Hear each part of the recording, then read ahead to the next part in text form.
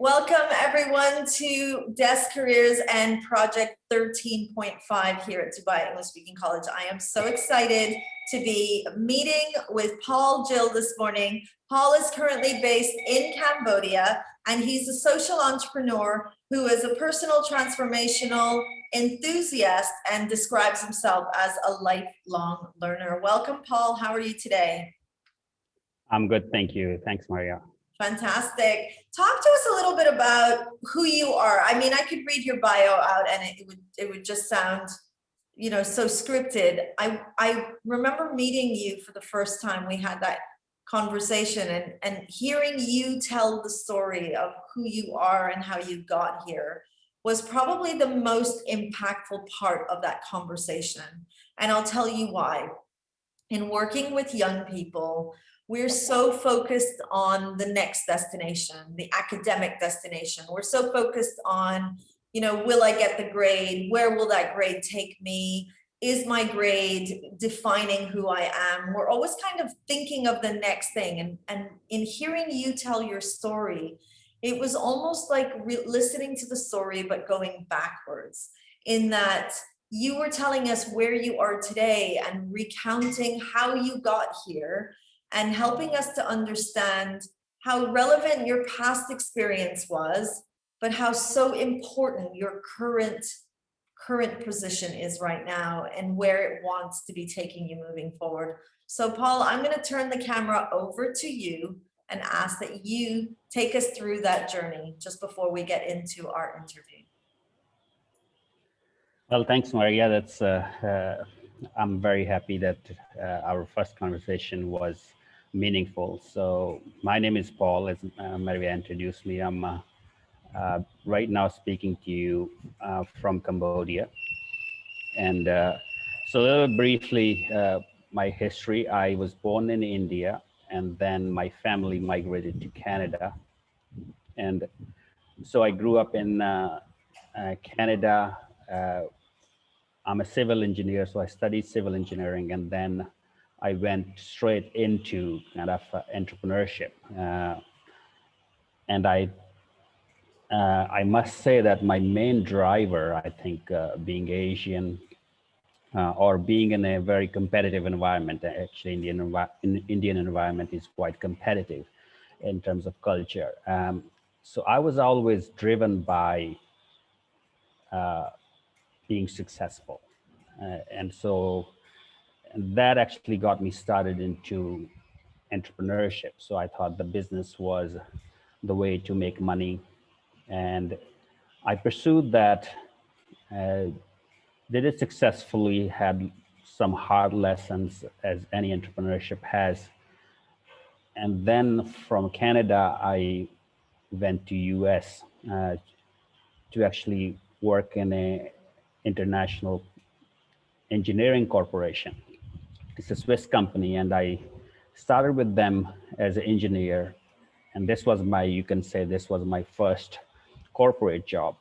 And my entrepreneurship background actually helped me really become very successful in that environment. And I was just climbing up the corporate ladder into management role and surrounded by very successful people, very, very successful people. By the definition we call success. And I was also in a very competitive environment.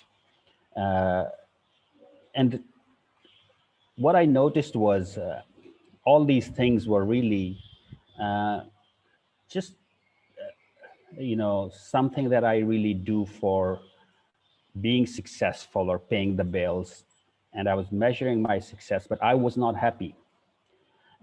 There was always I was so busy in keeping myself busy out of happiness. And then I also, this is about 2009, I was starting to kind of look around, and I noticed one thing, that I was surrounded by very successful people who were very ambitious, very well qualified from the top business schools and top universities of the world.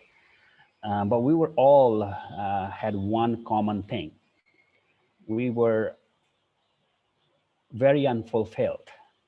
And this is not just in my sector that I worked in. I was working cross sectors, banking, finance, engineering, consulting, all these things. So I started to notice that actually, really, I was keeping myself busy, but I was not feeling fulfilled.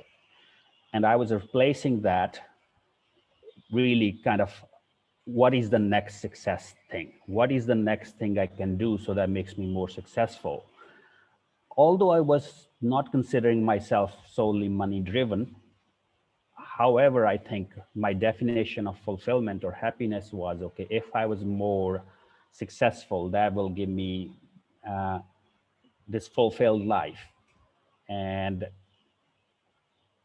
and I wasn't sure. So every time I went back to my apartment, I was asking myself that question. This is not it, really. Like, and then, but I wasn't sure what was the answer. And at that time, I started to notice that actually, really, I started to think about: is there anyone in my life who I could ask that question? Is there anyone who I could actually, who would I look up to be my idol or my role model who I could follow? And it was so surprising to me that I couldn't even actually think of anyone around me who I would like to be like. So this was like kind of started my journey to asking myself question. And I think this is the first time because I think I was highly unhappy or highly unfulfilled. And that question was bothering me within, and that's what led to me asking the question, and that was what brought me to meeting this amazing gentleman in Cambridge. That's where I used to live, Cambridge, UK. And I met this man. He was from Bangladesh, Professor Muhammad Yunus, and he gave this speech. He was 74 years old at that time, and such a simple man. But this is the first time I heard someone speak about something that I had never heard before. And he talked about this social business idea that he had applied in Bangladesh and transformed the life of 9 million women. Uh, of course, that was impressive. However, what impressed me was he was the most calmest of the keynote speakers. Of They were CEOs of multinationals and stuff, but he was actually really the person who was radiating something that I would call happiness. And that was really the starting point of me asking this question, like, how could this? I have never met anyone who could run any organization which will impact 9 million people. And he had no computer, he had no notes, so he just told his story. And that was really my turning point, I would say. And whenever I got the chance after his speech, I reached out to him. and and I thought, like, he's such a famous person, so I'm not going to be able to actually really ask him any questions. So anyway, long story short, that was my introduction to a new path in life. So he basically said, I said to him that it was so inspiring what he had said, and he asked me that question. He actually reversed the question. He goes, "What? Thank you, and what you gonna do about it?" And I had really no intention of doing anything with that. I was just like lost in my path. But that's really, I think it was, he planted a seed in my mind, and he gave me a name card, and he goes, "If you think of doing something, reach out to me, see if I can help you." And that made me start to research what he was doing. And once I actually studied what he was doing, I was just blown away by that, because I thought, this is like, how come at this age he'd been doing that by this time 30 years. But I was just amazed that he was running 51 social businesses, which was, yeah, operational size was so big. So I thought, okay, this is really something magical. So I reached out to him and asked for mentorship. This is where my journey started. So really, so what he suggested to me, saying, so he gave me this kind of hint that life has a purpose. So we are not money making machines. humans will never get happier by collecting more. And I could see that in his life. So I thought, okay, so that's really true for him. And he goes, life of meaning and a simple life, that's what leads us to fulfillment. So he says that the material richness cannot give us abundance. So what, in other words, fulfillment and happiness cannot be achieved by more success and more material, but it's the other way around. That's what he then introduced me this idea. But that was my path. So that put me on this journey of social entrepreneurship and social business. So, and which we will talk more about. Really, this path of social business, of social entrepreneurship, uh, became the exploration of fulfilling life for me. And I just followed his footsteps. And that's what I'm doing today.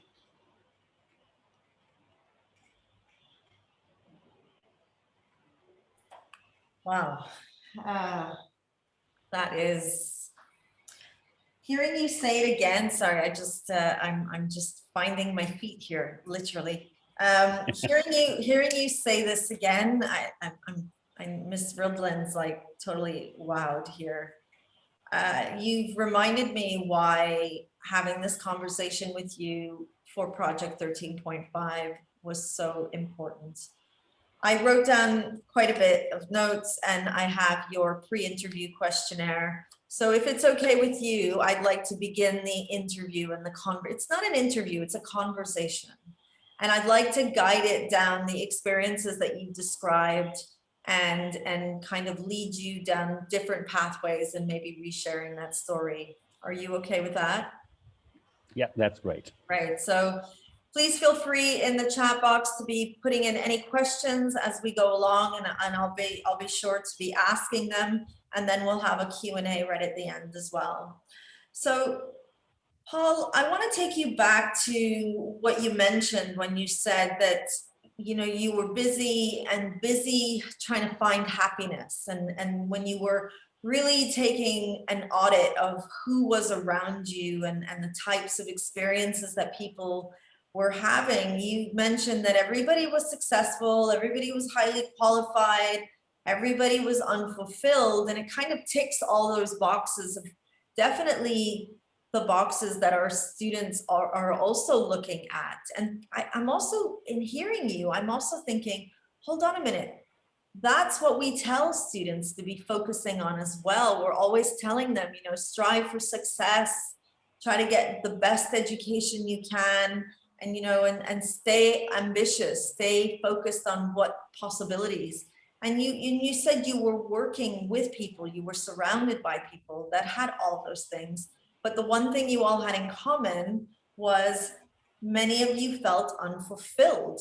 So would you say that being unfulfilled or being fulfilled is an unrealistic expectation, and that is the purpose of life, is to kind of have these experiences of life? Or in your experience now, would you say, no, fulfillment is a realistic expectation, but what we're using to measure fulfillment is where we're getting it wrong? Yeah, that's very deep question for sure. Like, first of all, yes, fulfillment is real, and you're right. And the yardstick we have to measure it, it's just been given to us, which makes it unrealistic. So what you mentioned, it starts from a very early age, from our childhood, and it puts us into this very competitive environment where being the best is the only thing. If you are not good enough, if you're not the best, you are not good enough. And then it reaches out into the business world, corporate world, MBAs, top business schools. So it's very much like that. What you said is saying, we talk a lot about competitive advantage in business, uh, and we and it's such a destructive thing, which I find that this is really exactly what happens to us. So we are brainwashed to be the best, There is no best. As you rise higher in life, you get higher and higher competition. And on the top of this pyramid, it gets very, very, very competitive and stressful. And we are taught that there is a survival of the fittest. So that leaves 99% of out, which is, this is exactly what the challenge is. So for me, it didn't fit my conscious mind or consciousness. I thought this is really unfair world where it only belongs to certain percentage of us. But even that percentage, if you happen to or lucky to be in that percentage on the top of the pyramid, even these people are highly unfulfilled till you actually meet these people. So I was actually start to believe when I was at that success ladder or top of the pyramid sort of structure, I was start to think like, oh, there is no end to it. There is no fulfillment. So that's how you live and you die. And that to me was very useless life. So I was thinking like, this is not what really, it's not fun. However, when I met to this group of people through Eunice, I was just blown away that like these people had very much few things in common. They were very simple. They were radiating positive energy and they were doing some serious stuff. So they were so efficient. But then I realized that, this is what fulfillment is. So yes, there is, so fulfilled life is a possible dream. And I think it's a lot of people are asking that question, especially after COVID. However, this question, actually, I really, like, as I mentioned last time, I had executive MBA from a top business school. And, and I realized that this is where the problem is. Our education system is preparing us for failure and highly unfulfilled life. So yes, but the good story is, like you said, So, it's not an impossible thing. It exists. and I want to kind of hone in on that about fulfillment. So by no means am I an expert in the area of fulfillment. I think I'm just like everybody else on that journey. We're all on that journey of finding fulfillment. I do believe fulfillment is subjective, and understanding what we want to achieve to feel fulfilled is really subjective based on what our vision for our life is and how we feel connected to that vision. Now, I know for you, the corporate world wasn't the thing that you wanted to be doing. It's not where you found your fulfillment. And so you decided to pack it all up and you moved to Cambodia. Tell us why Cambodia and what you're doing right now. Yes, and that's so true. Fulfillment is very subjective, and each of us has our own thing. And what I also find is whatever stage you are in your life, these things, these goals keep changing. So this is another thing. So there is never an ultimate destination which we actually been taught. There is a purpose in life where we're going to reach. And I love this analogy. Life is not a journey which is going to end somewhere. It's more of a dance.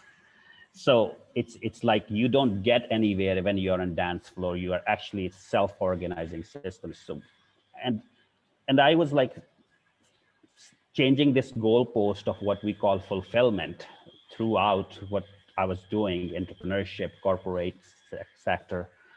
But I was actually, you could call it like we are, some people are very curious. So that was my question, and started to actually kind of get bigger and bigger, because I think I was feeling the pain of being successful and not happy. And I was, once I start to ask that question, and when I meet this gentleman, and what I learned was from him, actually, that's what he said. Okay, he kind of guided me to this path to go back to, like, one of the things was like, how did he start it? So he didn't really actually give me any lessons. He said, okay, this is how he started. And one of the things that how his life had transformed was how he was in the childhood. So he had gone back to that sort of time, and he says, what made him tick was where his kind of passion was. And I kind of went through that whole digging down, and I said like, what is really I'm passionate about, which made me on the path of engineering and entrepreneurship, is creativity. So I am a very creative person, and actually that you could call it is people who are creative, they think a lot, right? and and so this is so, and so really what was my passion is I wanted to create things. So problem solving can be one of them. And so once I found out that this is where it is, and had said that if you apply that, and if there's a model for it, we're going to talk about it probably later. But he says, okay, if this, what your real skill was, if you can find the use of this skill in the world, then it becomes very fulfilling work. So it's not kind of like a boring work. So he said, okay, I said, I'm a creative person. I want to solve problems. And where are the real needs of solving the problems? And on a trip to Cambodia, through my corporate work, I had seen that opportunity. I saw, like, when I was in Cambodia, I met most amazing, happiest people I had ever met. And they had nothing. They were living less than $2 a day, the entire family. This is where I actually then said, wow, what makes these people so resilient and happy when you have absolutely nothing? And so this is where I actually had found this perfect environment for me to practice two things. One was like, okay, what have I, what skills I have, which I'm passionate about, which is creativity and problem solving. These these skills can be applied where it's much more meaningful uh, than using these skills in London. And I gave you this example. So when I was in Cambodia, I realized that what I spend on coffee in a day, which is roughly $20, coffee and snacks, that was most of the families didn't have that income for a month.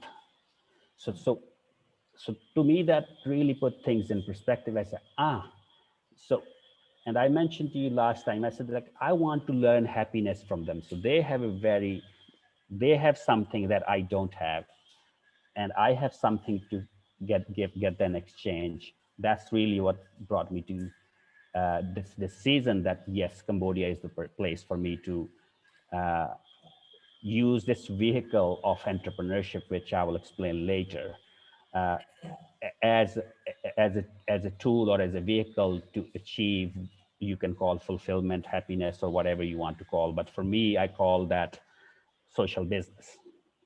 Incredible. And I understand about social work and social projects from my own personal experience. But for you, I know whenever I meet founders that have founded social projects, there's always a story attached to the why they're doing it.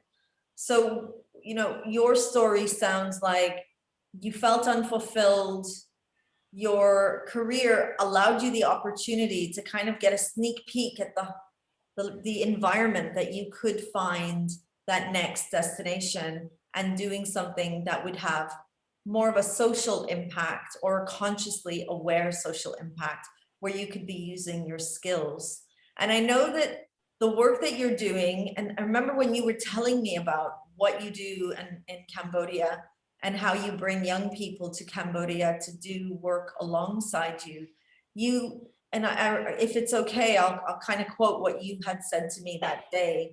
And that, Maria, the problem is that, as Westerners, we come to places like Cambodia with this idea of what we think they need different.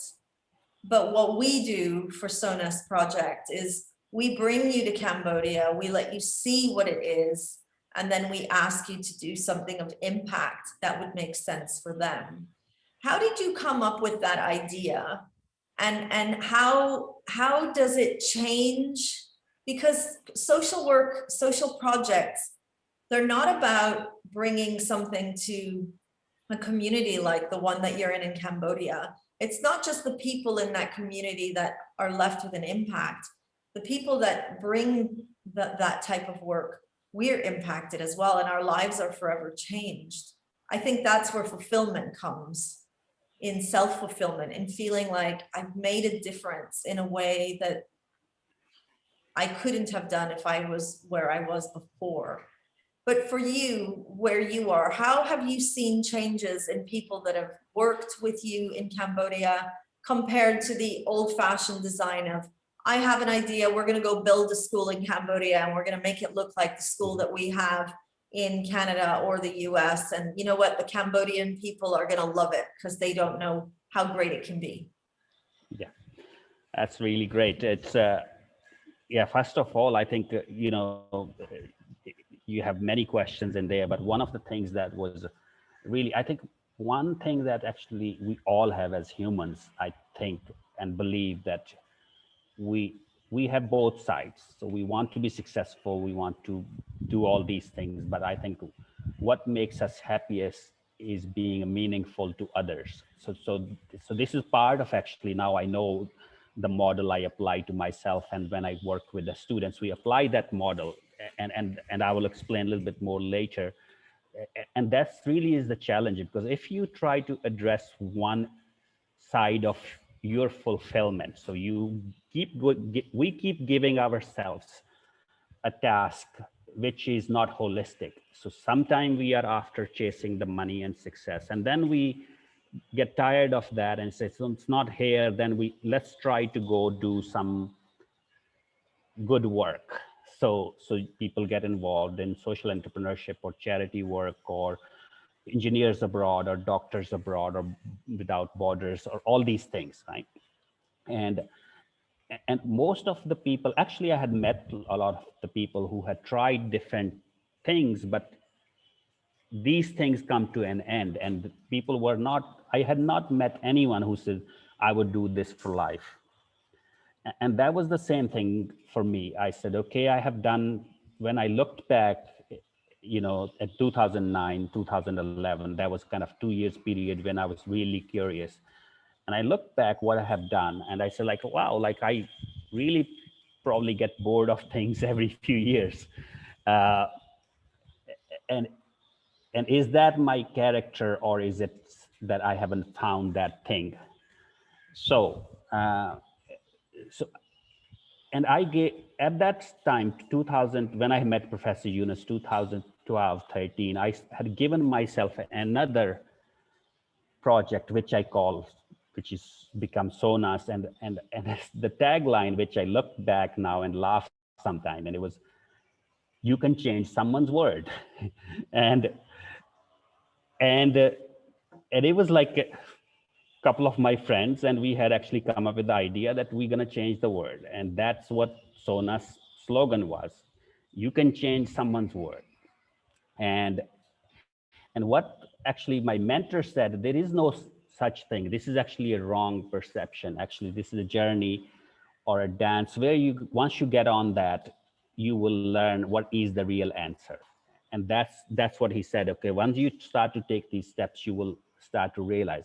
So now fast forward it. So I come to Cambodia, found Sonas, which has a tagline, change someone's world. You can change someone's world. And I, with all the qualifications which you would think a business or a change making will lead, and the network with very, very good people, I thought it should not be that hard. So here I land in a village and start working with 7 women, start a project, and within few weeks or few days, I start to realize this was just like, I had no skill that they needed. You just exactly said that, we come and build a school or whatever, and we think people will come and change will happen, and happily ever after. And I realized that within a few weeks, I realized this is what I'm talking about.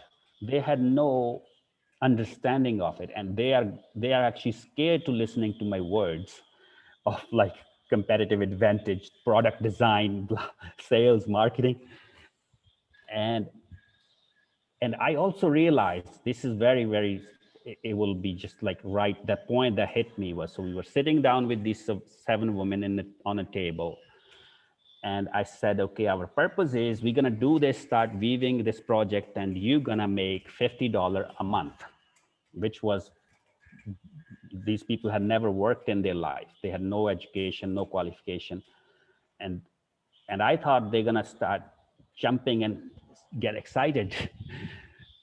And so there was 15 minutes of conversation amongst these women, and they went in their language, and they were actually a couple of children and few other women who were watching. So a couple of people just walked away, and I was just observing the energy and body language, and there was kind of confusion going on. And I asked this lady who spoke English, who was our leader in this group, and I said, "See, Pan, what's going on?" She goes, "These people just said they can't do this.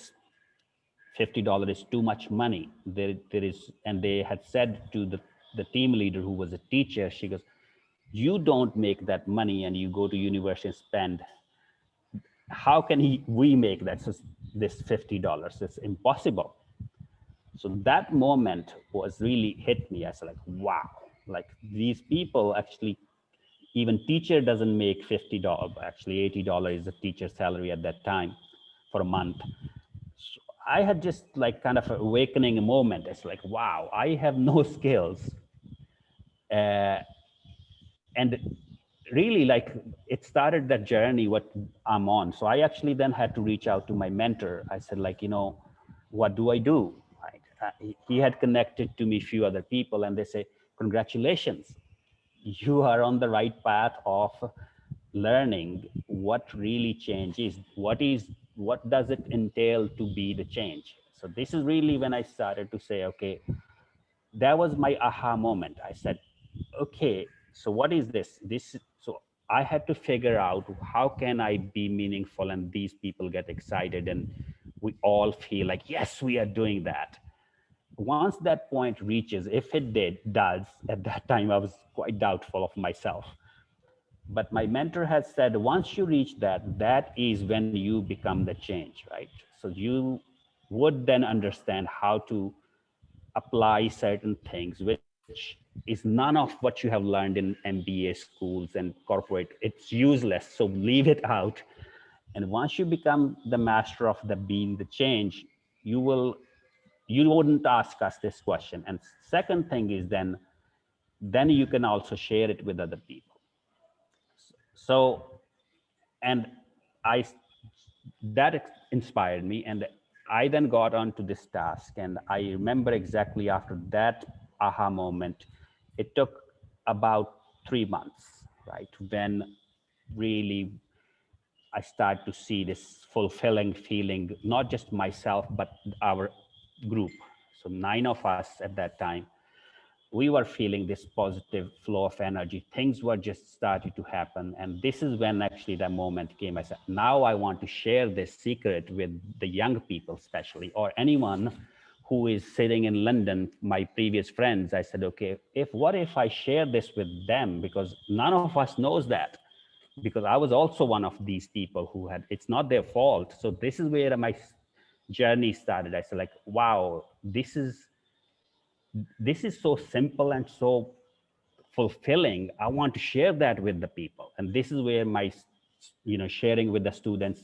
First, I started with my corporate friends, right? And this is how we built the network of professionals to help me what I'm doing. But then a couple of years later, I said, it need to be shared with the young people because they are misled. That's how it started. So I'm hearing you and I'm like totally wowed with everything that you're saying. My question though, and I know that listening to this will be our graduating students who are on they're kind of ready to take the leap to the next stage. When you were describing your life before Cambodia, they were probably listening going, oh my goodness, that's the dream. I want that. I want to be successful. I want to be at the top of the pyramid where I'm making the money of my dreams. I want all those things. Now you're talking, from that life journey and that experience, again, very subjective. But would you say that when you reached it, when you found it and you're like, oh my goodness, this is incredible, I need to be sharing this. And you said that you started sharing it with your corporate friends. Would you agree, or maybe let's debate this, that sometimes when we think we found fulfillment, it's kind of an ego drive of like, I found it, everybody needs this. Like we need to share this. Kind of what you were describing about going to Cambodia and going with these really corporate ideas of what to get done, thinking that money would be the reward to make them want to do the things that you're encouraging them to do, and then realizing I'm not meeting them where they are. I need to do something different. So then you found it, and then you want to share it. Do you think that that was more, I want to share it because I'm going to feel really good that I found the secret and I get to share it? Is that fulfillment, or is that still us being attached to our ego? Wow, you're taking it very deep. Exactly what you said. And I was about to actually touch on that also. So at that stage, it was totally, it was ego driven. And, and I wanted to really be popular, right? So I wanted to be, I didn't realize it because I'm not, this is very, very complex because human psyche is very complex. But this is exactly, but it's not, to me, it really, at that time, like this is 2013, November, December. And I was actually really started to see that myself. The reason I have this urge to share it with these people is because I want to show like, oh, how great I am. And this comes with, the do-gooders, I call them. I call myself, like we fall under this category, a lot of people, and it has made this sector highly unattractive to young people. Because when you're young, you are much more simpler. So you actually, if you want to be successful or if you want to be powerful, you just say it, right? Young people don't hide. Like when you get older, you started to kind of polish it in a different way and package it in a different way. So, however, what really humbled me was I had realized that the task I was on, it was just starting, and it was so challenging to sustain it. And I had seen that from my mentors, the scale they had done and the work they were doing, and they had no intention of actually sharing it in the way I wanted to share. So, but fortunately, that's how because I was in touch with, by this time, I was in touch with 6 or 7 amazing individuals who were guiding me. And their guidance was that's actually saying, this is not the time for you. It will take 4 years before you will reach the point where you will say, yes, this is sustainable. And so, yes, however, I also realized I was actually really so immersed into problem solving because it was endless world of problems, right? Real problems. And, and so, but there were many moments that it was totally ego.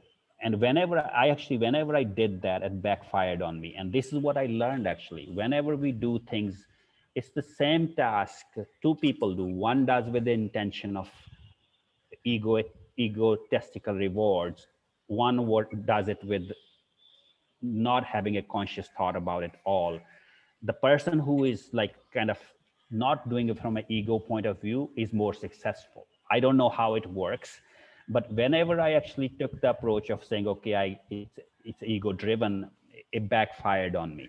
And I learned very quickly saying, okay, this is not just only doing things in a kind of following the models, but there is some sort of psychological and unseen force as well.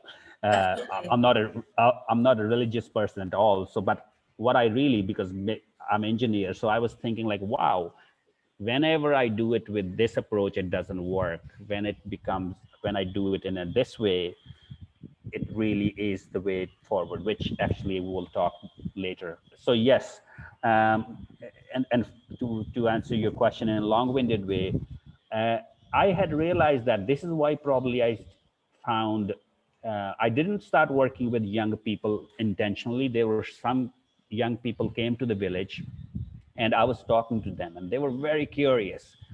And I was telling them just the same way my mentor used to tell me the stories. And when I was doing that, and the questions that came were very, very, very pure, I would say. Like, it's like there was no such thing that I'm looking for fulfillment. So they were saying like, is it exciting? Can I do it for life? Right? And like you said, I realized like, if this is not attractive and fulfilling in terms of all these things that a corporate sector can offer, we cannot attract young talent. So this is when I realized saying, okay, young people are asking question with like, they're really sincere. They want to do something that they don't want to just try it out and leave. So they want to actually do something that does all these things. So it's a money making thing. So that means they don't need to do volunteer work. That's another thing that is saying, okay, how can I earn my good living? How can I travel the world? How can I do meaningful work? How can I learn the skills and talents that are really, really special and apply these? So all these things to me was like, this is who I am also. I am a person who don't want to really actually say, I'm gonna go do free things. So for me, it was like that's the reason I was want to do something which has all these elements. Fantastic. I'd love to talk to you forever. I'm just really conscious of our time. And I know that you're in temperamental weather behind you. So I want to really get into it. Paul, I know that you welcome young people that come down to Cambodia and they work on this project with you. How can we reach you if we want to find out more about Sonus World and the projects that you're working on? So our website, www.sonas.org, there are links. So or you can just drop me an email, which is I think I had given it to you, paul.gill@sonasword.org. But yes, through our website, you would see all the information. So I think that's a good starting point. Fantastic. And also, just before we kind of bring it to wraps, because I know our students are going to jump on potentially another call. Paul, what have you learned? So we have to put into context. You are a man who has gone to school, you've done the career, you've lived the life, you've found the core of who you are and what fulfillment can look for, and you jumped at it, and you've really walked that journey. And in looking at what's out there in the news, we see people that have done what you've done in a shorter amount of time, and then we've seen people that live into their close to 100 and wish that they could have done what you've done. What have you learned about yourself that doing the corporate job could never have taught you on its own? Well, number one is like, really, like if you think of this sector I work in, so this half of the world's population is in this sector. So there's a huge responsibility on us for to look at this sector, which is, if we don't, because it's tremendous loss to humanity, which is untapped potential of these people who live in these conditions. But from a personal point of view, I also find that there's a, personally, like I really want to do things that are fulfilling in a way that is inclusive to more people. So it's not just for myself. So I wanted to, one thing that I have learned is the reason it's actually growing and self-sustaining and self-organizing, it's like a work that it's a community.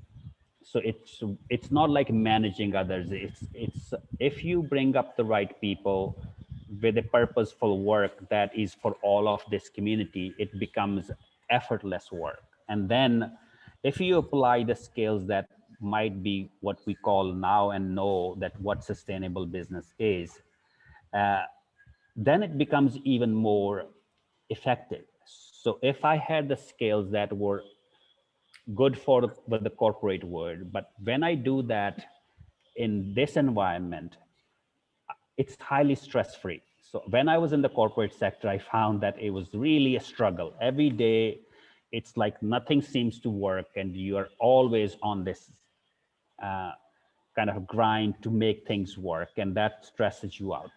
In my field now, although I deal with quite complex social issues and psychological issues, but I never feel the same way, the stress. So it seems like, a play. It doesn't feel like work. So that's one thing. And the second thing that I have learned is there is a tremendous potential for personal growth in terms of financial growth, terms of even psychological growth, right? So this is which to me is actually what we are missing, is like if we do not feel fulfilled, our cognitive bandwidth narrows. And there's an amazing book written by Professor Sandhill called Scarcity, and which I now think, okay, if you are not feeling fulfilled, you're not going to be able to perform optimally. So what I have learned, what I'm doing is, number one, it's I can operate and do many things without stress because I am doing fulfilling work. That's one.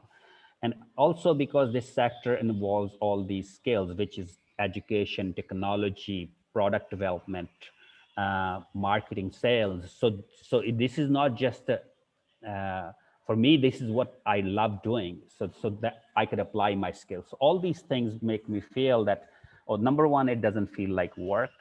It's a play. And the second thing is it's very meaningful when I sit down with these people who really feel the transformation.